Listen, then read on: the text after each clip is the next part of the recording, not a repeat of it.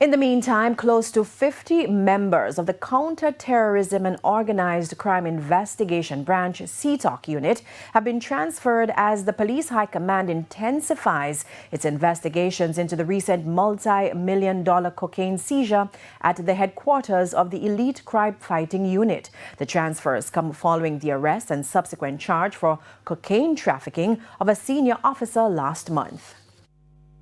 The latest transfers announced in the force orders come after a major shakeup of the senior leadership at CTOC, which resulted in the reassignment of its head, Dr. Anthony McLaughlin, to the Forensic Service Branch and the transfer of his deputy, Superintendent Victor Barrett, to the Crime and Security Portfolio.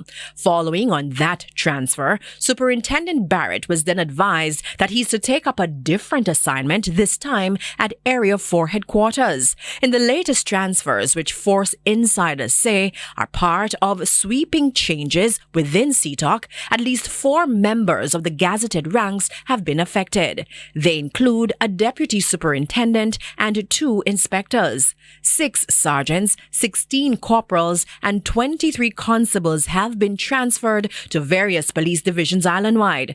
The transfers are expected to take effect on February 23.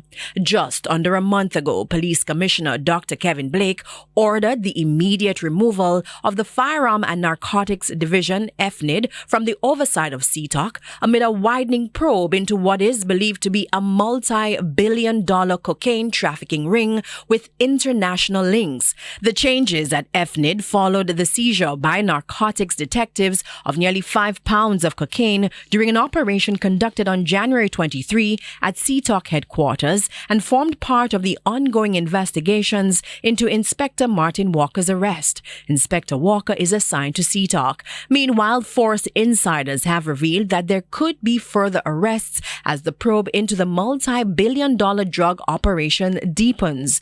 It's understood that operatives assigned to the major organized crime and anti-corruption agency are also working closely in the probe.